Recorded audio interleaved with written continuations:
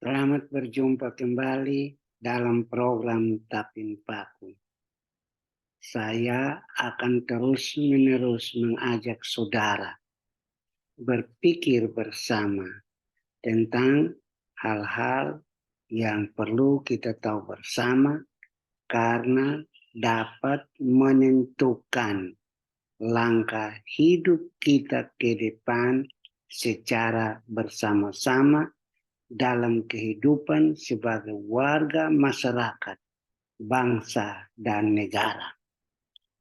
Topik kali ini mirip dengan yang baru saja saya ulas, yaitu tentang suara rakyat, suara Tuhan. Tentu kali ini saya lanjut dengan yang mirip, suara Anda, suara yang Anda sumbangkan melalui pemilihan umum, itu suara yang mahal. Suara Anda mahal. Kelihatan sepele, tapi saya ingin jelaskan. Suara yang Anda sumbangkan melalui kotak suara coblos, itu suara Anda. Sebelumnya suara Anda itu suara Tuhan. Dan kali ini saya katakan suara Anda itu suara yang mahal. Mengapa saya katakan suara itu mahal? Saudara tentu sudah tahu biasa dalam setiap pemilihan, baik pemilihan kepala desa, baik pemilihan kepala daerah, DPR, DPD, Presiden, setiap kali pemilihan, pasti tiap-tiap orang mengelompokkan diri kepada figur yang diusung. Dan selalu menegangkan kalau saat mulai perhitungan suara. Siapa yang lebih unggul, siapa yang menang. Yang menang pasti duduk kursi. Taruhlah, yang pertama saya ingin jelaskan, suara Anda mahal. Taruhlah dalam suatu perhitungan suara, ada dua kandidat yang bersaing ketat. Katakanlah suara seimbang. Lalu sudah masuk pada lembar surat suara yang terakhir. Apakah dia ada pada yang lain? Atau adakah pada salah satu di antara dua yang berimbang itu? Kalau misalnya bersaing suara A dan suara B. Lalu pada sisa satu suara yang terakhir, katakanlah dia ada pada B. Misalnya yang satu 450, yang satu juga 450, tapi surat suara terakhir memilih B yang bersaing dengan A. Maka B mendapat 451 lebih satu saja. Dia dinyatakan menang. Jadi satu suara itu mahal karena menentukan kemenangan di antara dua kandidat yang bersaing ketat. Itulah mahalnya. Suara seseorang kelihatan sepele, cuma coblos, cuma berikan, tetapi nilainya mahal. Menentukan siapa duduk kursi atau tidak. Jadi mahal, pertama memberikan kemenangan, menentukan kemenangan. Mahalnya selanjutnya bukan hanya memberikan kemenangan, tetapi sama seperti suara rakyat, suara Tuhan, mendudukan orang tertentu yang menang karena mendapat banyak suara. itu untuk menduduki kursi, untuk menjalankan kuasa. Nah, hal berikut yang dilihat dari suara Anda yang memenangkan seseorang dan mendudukkan orang itu pada kursi, mewajibkan negara untuk membayar dia yang duduk di kursi, melaksanakan tugas dan tanggung jawab selama periode dipercaya. Suara Anda memberikan dukungan kemenangan kepada orang yang mendudukkan dia pada kursi selama periode itu. Tiap bulan mendapat gaji, mendapat upah, mendapat penghasilan. Kalau tadi Anda punya surat suara yang terakhir yang memenangkan, sudah mewajibkan negara membayar gaji dia. Karena dia duduk pada kursi itu, karena dia meraih suara terbanyak, dibayar untuk menjalankan tugas dan panggilan selama periode yang ditentukan. Jadi mahalnya pertama-tama memberikan kemenangan. Kemenangan membawa orang itu menduduki kursi. Akibat menang dan duduk kursi, suara yang mahal yang memberi kemenangan dan mendudukkan pada kursi mewajibkan negara membayar gaji dia tiap-tiap bulan selama periode itu. Sebenarnya bukan hanya sampai di situ. Bukan hanya sampai pada memberikan angka kemenangan dan mendudukkan orang itu pada kursi. Dan bukan saja sampai dengan mewajibkan negara membayar gaji dia yang menang. Tapi juga mewajibkan negara juga bukan saja membayar gaji dia yang menang. Tapi juga ada bagian porsi kewajiban negara menyediakan alokasi anggaran dari APBD, anggaran pendapatan dan belanja daerah, atau anggaran dan pendapatan belanja negara untuk membayar partai politik yang menyediakan pintu bagi orang yang terpilih itu, khusus bagi Dewan Perwakilan Rakyat, Dewan Perwakilan Rakyat tingkat provinsi, kabupaten, dan kota, tapi juga bagi presiden, bagi bupati, dan lain-lain. Karena partai politik itu mengelompokkan diri sesuai dengan kepentingan-kepentingan pokok masyarakat yang mau diperjuangkan.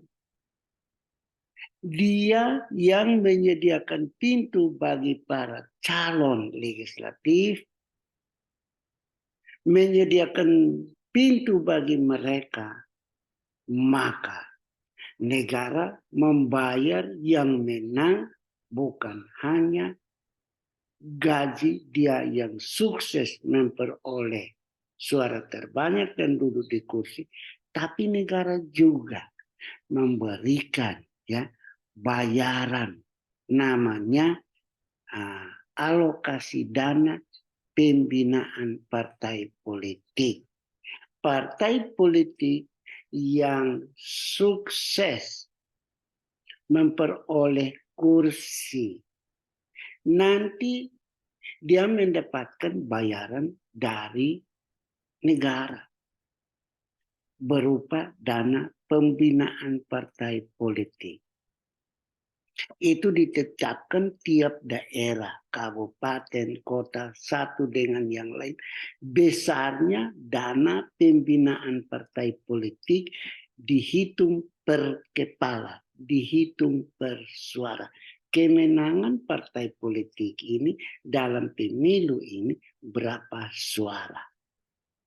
Misalnya, ya total suara sah yang diperoleh partai politik itu atas orang-orang yang direkrut dan mendapat ya suara, dukungan suara sah yang layak dia duduk kursi, ya dihitung. Misalnya, saya pernah dengar di Kabupaten Kupang waktu lalu, saya tidak tahu sekarang berubah atau masih sama, satu kepala Rp4.900. Tinggal dikalikan.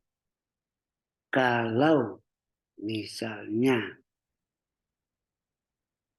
10.000 suara. 10.000 suara dikalikan dengan 4.900 berarti ya sekitar 49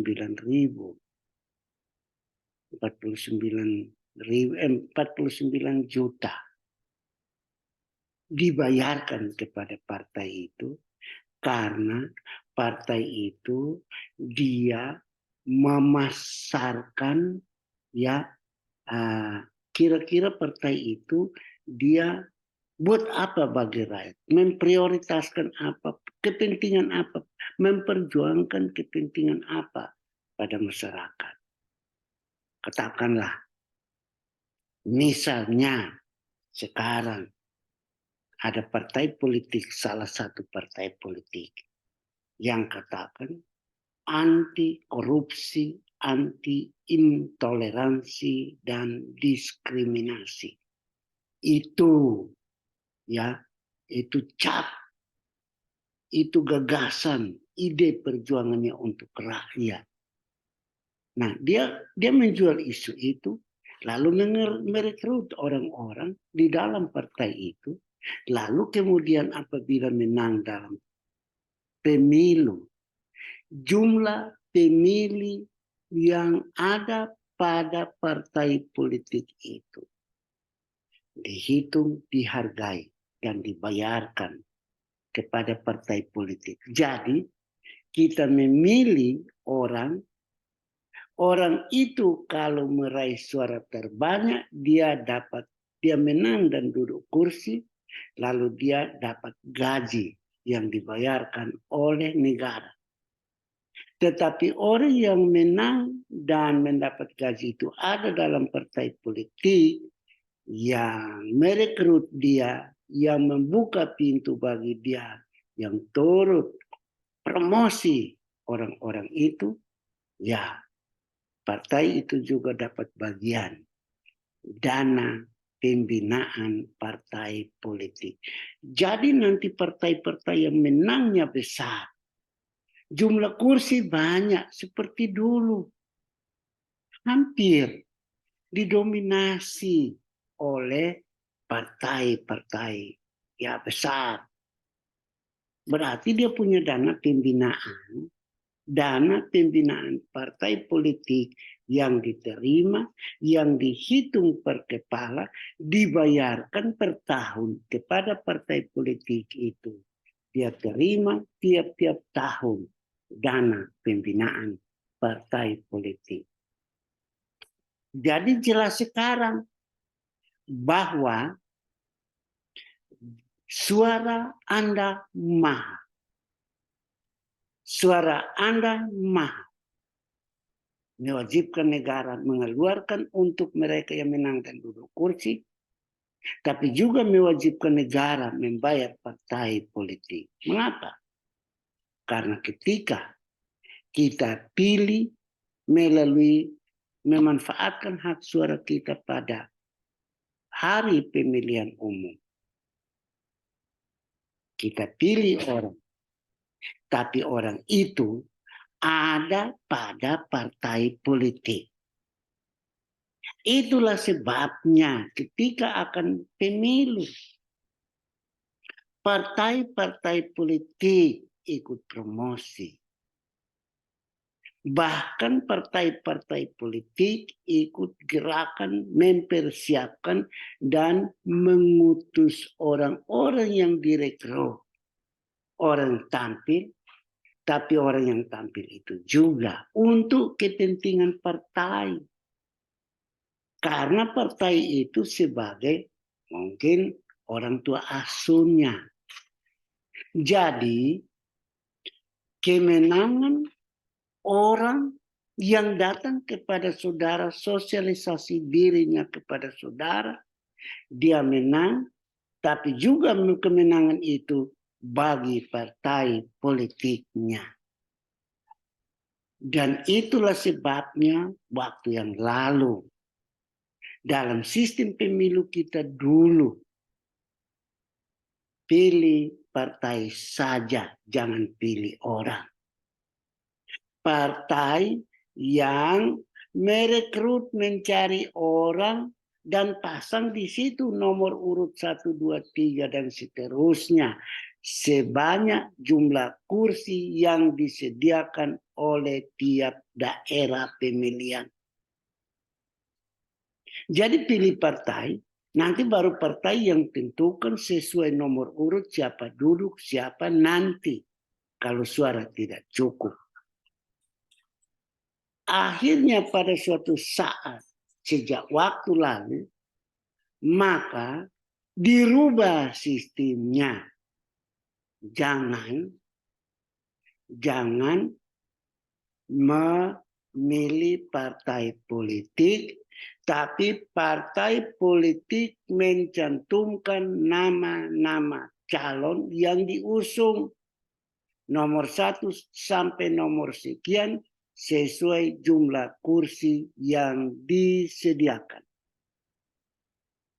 Siapa di antara calon-calon itu memperoleh suara tertinggi, itu menunjukkan kepercayaan pemilih memberikan hak suaranya, memberikan suaranya sebagai suara yang mahal, sebagai suara Tuhan kepada orang yang dipilih, nomor urut berapa dia duduk.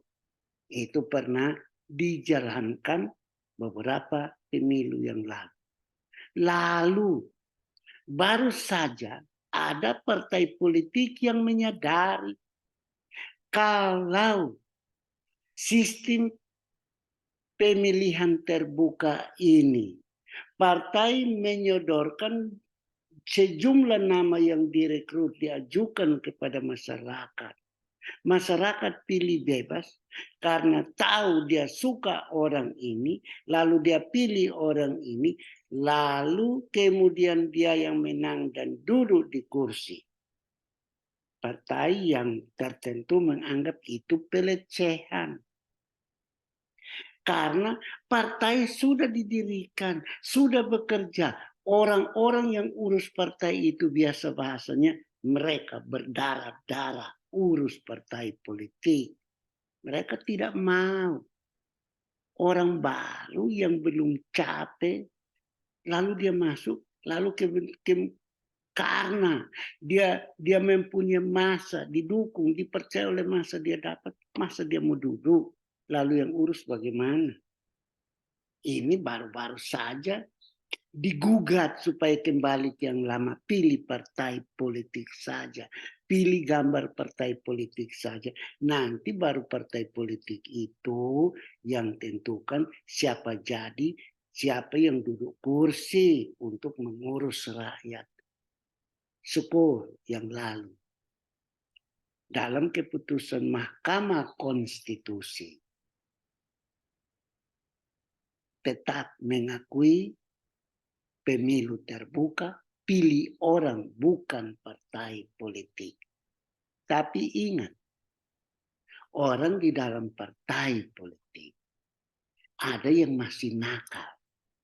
Terutama partai-partai besar. Orang-orang yang membesarkan partai itu yang dengan susah payah kadang masih ada pikiran-pikiran manusiawi. Kami sudah berdarah-darah. Masa engkau baru datang, engkau mau duduk. Nah itu urusan partai politik. Tapi partai-partai kecil menghormati suara rakyat, suara Tuhan, suara Maha. Apabila suara Maha diberikan kepada orang yang dipercaya, lalu pengurus partai itu seenaknya mengalihkan kepada yang lain, maka bisa-bisa memancing amarah daripada pemilih untuk tidak percaya lagi partai itu. Mengalihkan kepada partai yang lain. Nah ini sementara ini partai-partai kecil mengajukan orang-orang yang dipercaya, yang diyakini, dipercaya oleh masyarakat, dipasarkan. Dan mereka berhati-hati agar tidak menciderai kepercayaan suara rakyat, suara Tuhan, suara rakyat Maha. Kalau mereka memilih A, lalu kemudian dialihkan kepada K yang kaya, berarti merusak kepercayaan. Nah ini yang perlu diperhatikan. Jadi suara rakyat, adalah suara rakyat, suara Anda yang diberikan melalui pemilu adalah suara yang mahal. Karena mahal patut dipertahankan, patut dibela, patut dilindungi. Kepada siapa suara itu diberikan, suara itu dihormati. Suara itu juga merupakan suara Tuhan. Mahal karena menentukan siapa yang duduk kursi, dihargai, lalu kemudian dibayar oleh negara kepada orang itu dan juga kepada partai politik. Nah, apa yang harus kita pikirkan baik-baik tentang hal ini? Ketika saudara berada pada kamar untuk memilih, sekali lagi sadarkan diri Anda.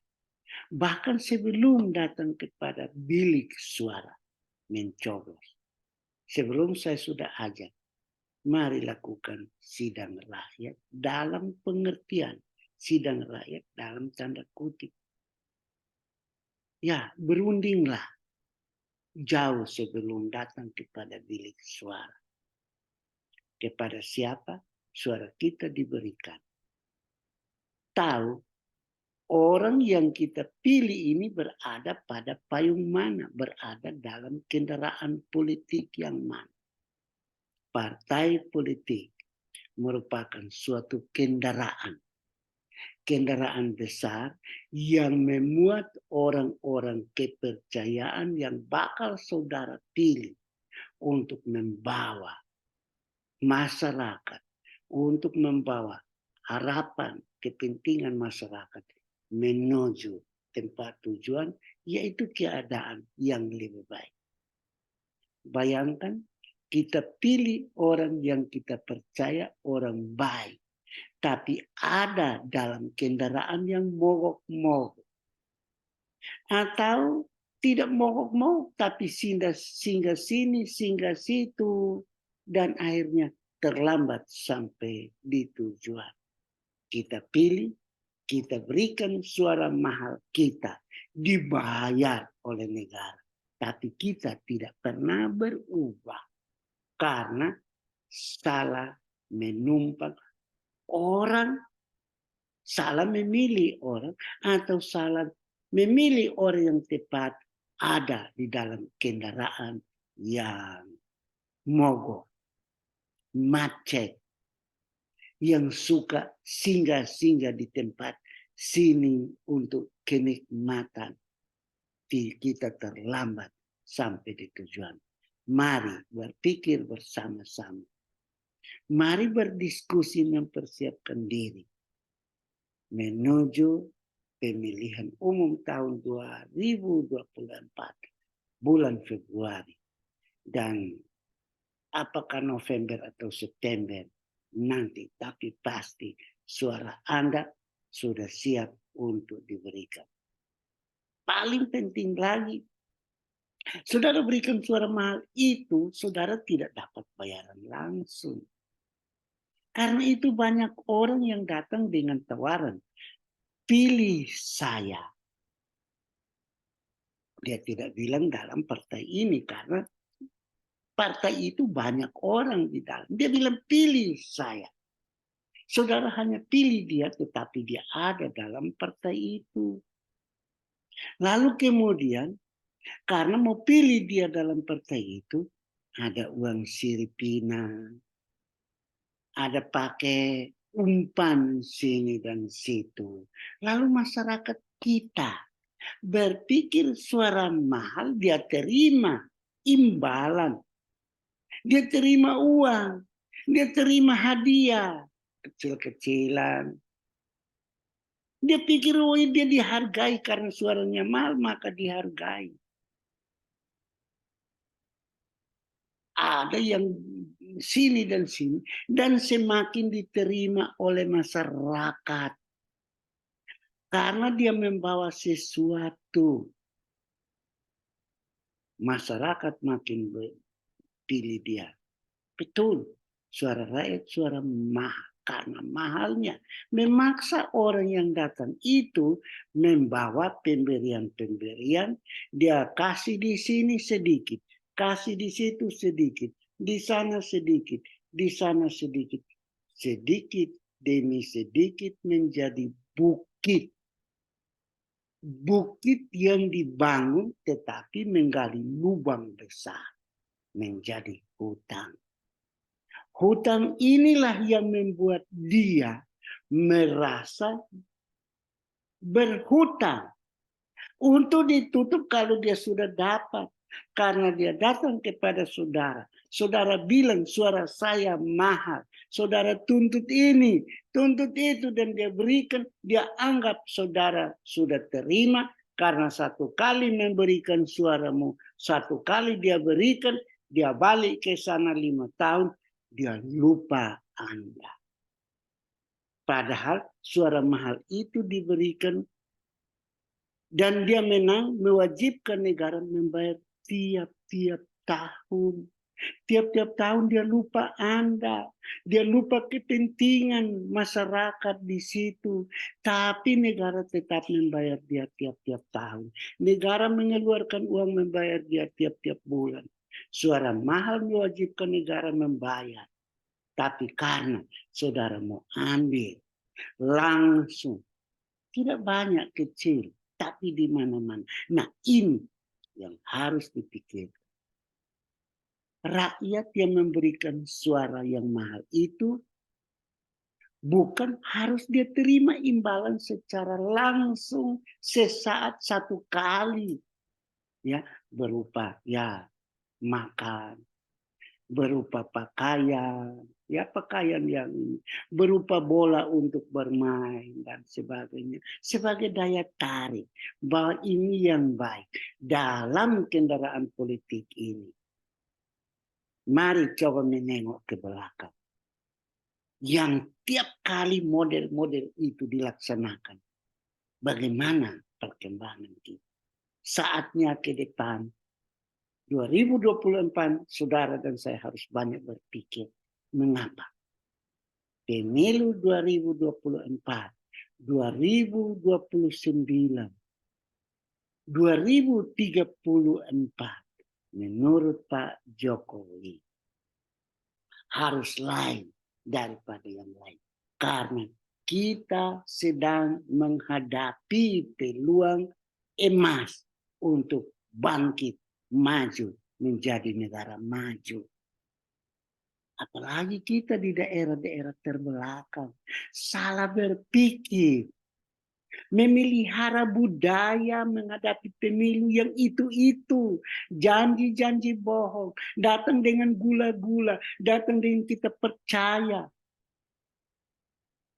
Lalu kemudian karena terjebak dalam suatu lubang besar, karena pengeluaran ini dan itu, maka kita terjebak dalam pembohongan, upaya pembohongan orang yang ya sudah bodoh dan tidak mengerti.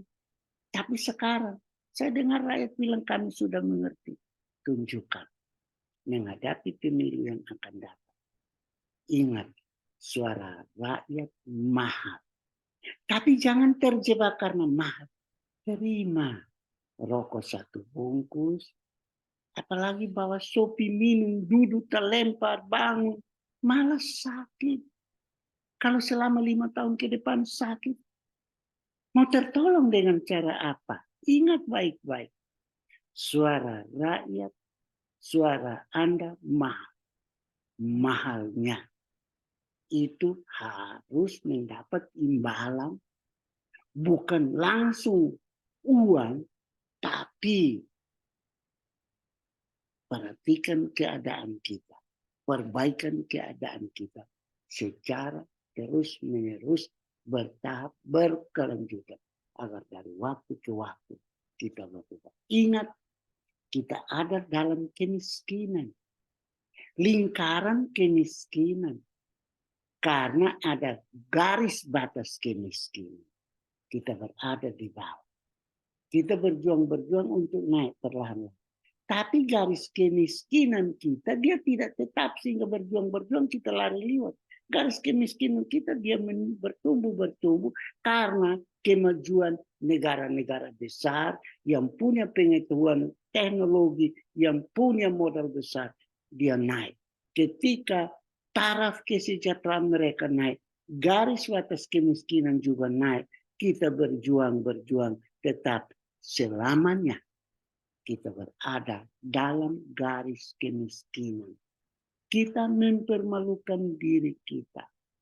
Dan kita akan berjuang susah payah agar hidup kita lebih baik. Karena itu, suara mahal jangan diboros.